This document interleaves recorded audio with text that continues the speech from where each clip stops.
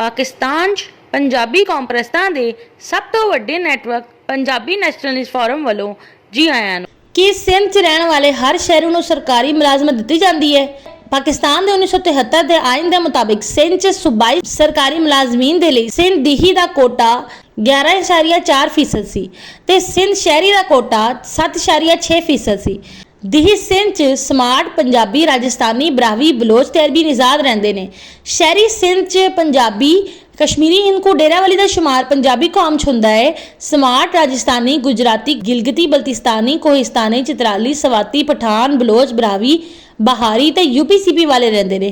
सिंध दीही च बलोच ते अरबी निजादा नूं सूबाई सरकारी मुलाजमत दी जाती है, लेकिन स्मार्ट नूं बहुत घट सूबाई सरकारी मुलाजमत दी जाती है, जबकि पंजाबी, राजस्थानी ते बरावी नूं सूबाई सरकारी मुलाजमत दी ही नहीं जाती।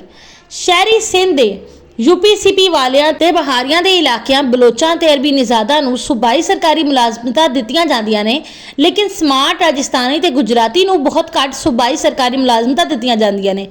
पंजाबी नैशनलिस्ट फोरम PNF का मौकफ यह है कि अगर सिंध च रहने वाले पंजाबी, कश्मीरी, हिंदू डेरावाली का शुमार पंजाबी कौम च हुंदा है, स्मार्ट राजस्थानी, गुजराती, गिलगिती बल्तिस्तानी, कोहिस्तानी, चित्राली, सवाती, पठान, बलोच, बरावी, बहारी, यूपीसीपी वालियां नूं आबादी के तनासब तो सूबाई सरकारी मुलाजमत नहीं देनी या पंजाबियों नूं सूबाई सरकारी मुलाजमत नहीं देनी, तो फिर सिंध च सरकारी मुलाजमतां ना तो बलोचां ते अरबी निजादा नूं मिलनियां चाहिदियां है, ना यूपीसीपी वालियां ते बहारियां नूं मिलनी चाहिदी है। सिंध च सरकारी मुलाजमतां सिर्फ सिंध दे असल मालक स्मार्ट सिंधियां नूं मिलनी चाहिदी है, बल्कि सिंध दा गवर्नर, सिंध दा वजीर आजम, सिंध दा स्पीकर, सिंध असैंबली दा डिप्टी स्पीकर भी स्मार्ट सिंधी होना चाहिए है।